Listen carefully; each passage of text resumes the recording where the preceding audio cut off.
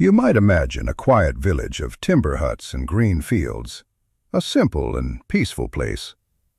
But the first breath here burns the throat with smoke, and every winter threatens to thin the village by hunger or fever. Most people here will die before old age, and many children will never reach adulthood. The air tastes of damp earth and wood ash, and survival depends on whether the last harvest filled enough storage pits to last until spring. Morning begins before light. A low gray sky presses over a scatter of thatched roofs, each roof heavy with dew and soot from months of smoke. Mud lies thick between the houses, not as a path, but as a churned mixture of clay, straw, and animal waste that never fully dries. The ground holds the memory of every hoof and bare foot that has passed over it. Inside the largest hall, embers glow under a layer of ash. The fire has never been allowed to die completely. If it does, a household must beg coals from a neighbor, or spend hours striking sparks into dry moss.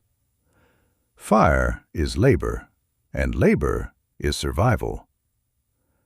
The first unnoticed truth settles quietly into the space. No window glass softens the wind. Openings in the walls are covered with shutters or thin, stretched cloth, and in winter they are closed almost constantly.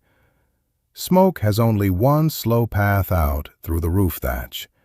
It gathers under the beams and drifts down into lungs and eyes. By middle age, most people here carry a cough that never leaves them. Many children born here will never reach adulthood. Illness, hunger, and cold decide early who remains and who disappears from the village memory. The hall holds more than people. At one end, a small pen of wattled branches contains 2 sheep and a weak calf. They are brought inside at night to keep them from theft and cold. Their warmth matters. Their manure is shoveled out each morning and carried to the fields. The smell never fully leaves the packed earth floor. You step past a sleeping place. It is not a bed as you would expect.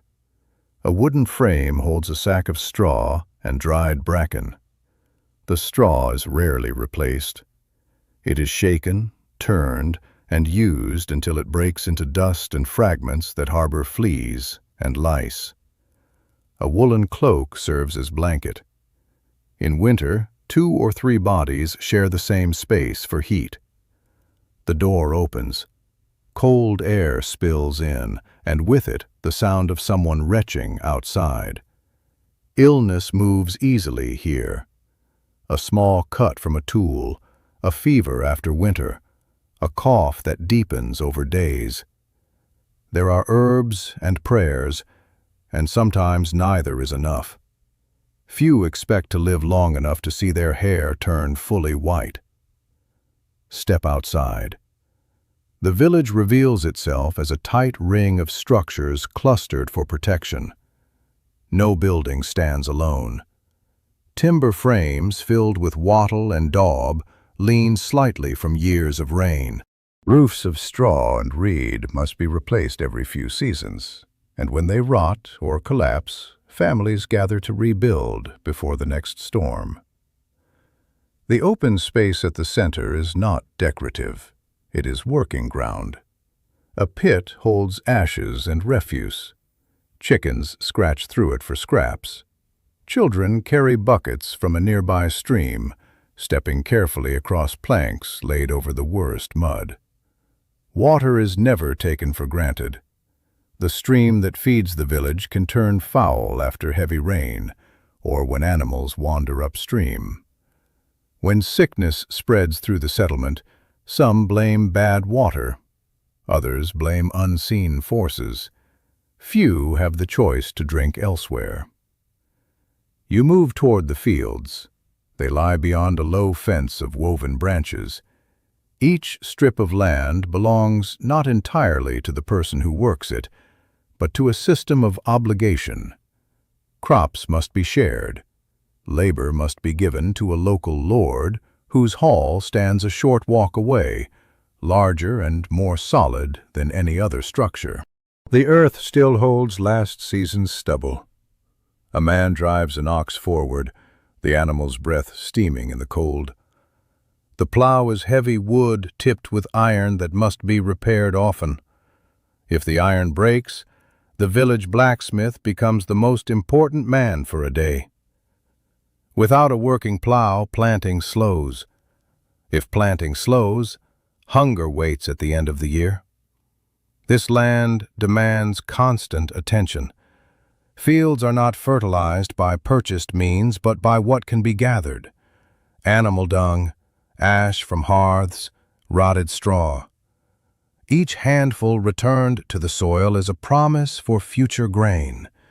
Each missed day of spreading or turning the soil lowers that promise. The second quiet truth appears in the movement of hands.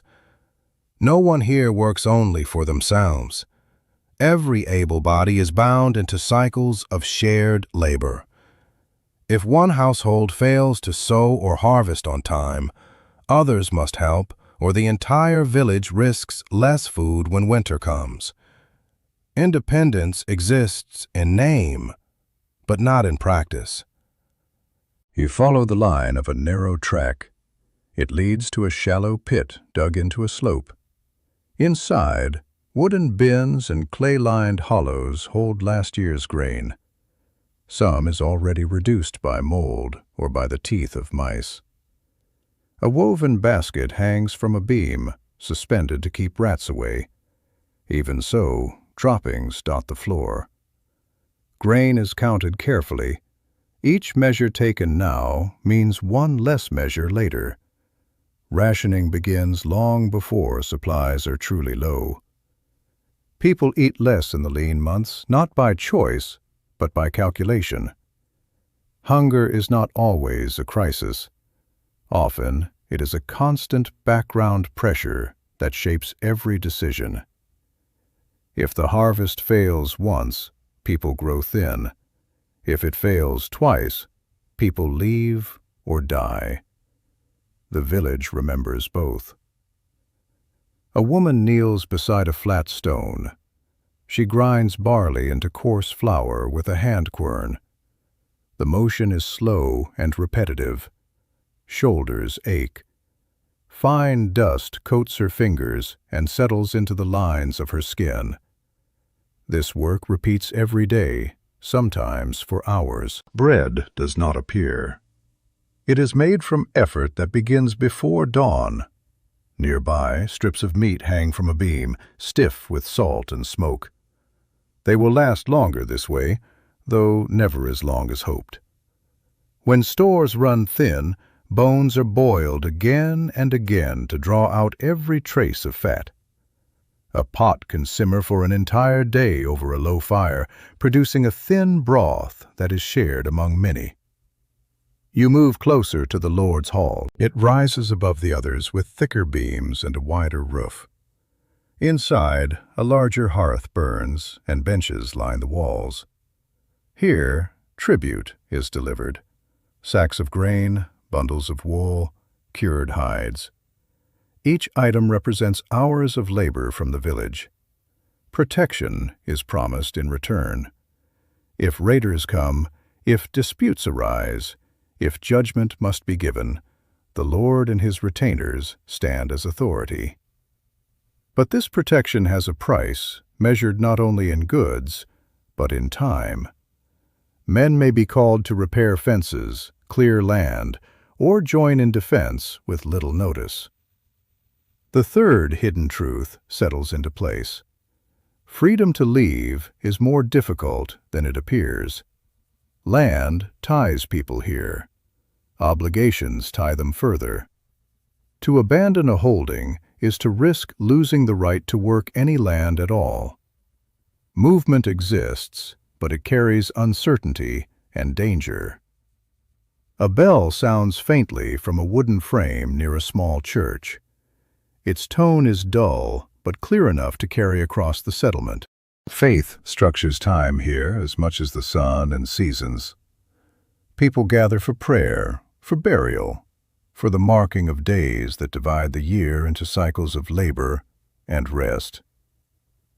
Step inside the church. The interior is dim. Walls of rough timber hold a faint scent of resin and smoke. A simple altar stands at one end, covered with a cloth that has been repaired many times. Candles are few and precious. Wax is not wasted. Light is rationed, even in sacred space. Burial ground lies just beyond. Mounds of earth mark those who have died over seasons past. Many are small. Children do not always survive their early years. A cough that lingers, a fever that rises too high, a winter that stretches too long. Loss is familiar enough that mourning moves quickly back into work. The camera drifts toward the edge of the settlement. A tannery pit sits half hidden behind a fence. Hides soak in liquid that smells sharp and sour. Bark and urine are used to treat the skins. The odor carries on the wind, and few linger here longer than necessary. Yet leather is needed for shoes, belts, harness, containers. Tools hang on a rack nearby, wooden handles worn smooth, iron edges dark with use. Each tool is repaired repeatedly rather than replaced. Metal is scarce and valuable. When a blade breaks, it is reforged. When a handle splits, it is bound and reused. Waste is almost unknown because it cannot be afforded. You descend slightly into a shallow trench. Here lies one of the village's hidden machines.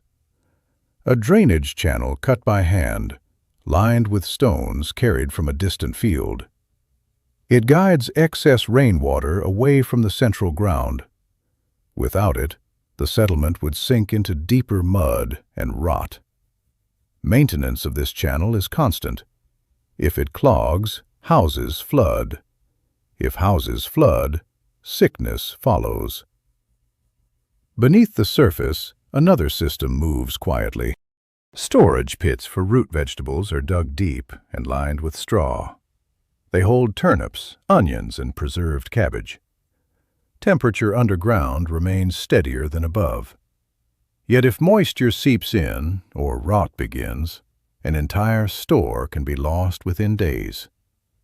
People check these pits often, lifting lids and sniffing for sourness. You stand near a weaving frame. Wool is spun into thread, then drawn across wooden beams to form cloth. The work requires patience and steady hands. Clothing is not easily replaced. A torn garment is patched until patches cover patches. Warmth in winter depends on layers that may have passed through several owners. Even sleep follows the rhythm of necessity. Night brings darkness so complete that movement slows. Oil for lamps is limited. Fires are banked low to preserve fuel. People sleep early, not from choice, but because there is little else to do once light fades. Dreams come under roofs that leak and walls that shift with wind. A dog barks suddenly. Movement on the distant road. Travelers approach rarely, and when they do, news travels with them. Sometimes news brings warning of disease or conflict. Sometimes it brings trade. A small exchange of salt or iron can alter the coming months. But strangers also carry risk. Doors close more quickly when unfamiliar shapes appear. Rain begins. It falls steadily, turning pathways into slick channels. Thatch darkens and drips. Inside the houses, bowls and pots are placed under small leaks. Repair will come when weather clears, if enough straw remains. If not, roofs will wait, and water will continue to seep in. The unseen cost of this world reveals itself slowly. Everything requires maintenance. Roofs, tools, fences, fields, bodies. There is no season when work truly ends. Even during festivals or brief rest days, someone tends a fire, checks animals, watches stores. Then comes the unexpected mechanism at the heart of it all. Nothing here can stop for even a single season. If one link in the chain fails, the entire village feels it within months. The village survives not only through labor, but through shared timing. Planting, harvesting, repairing, storing. Each action must occur in the right order. If storms delay sowing, if illness reduces hands at harvest, if frost comes early, the entire sequence falters. One missed moment echoes through the year. The price of that mechanism is visible in every face. Lines etched early by smoke and strain, hands thick with callus, backs bent before middle age. Survival here is not dramatic. It is persistent. A quiet endurance measured in seasons rather than victories. Even so, life continues.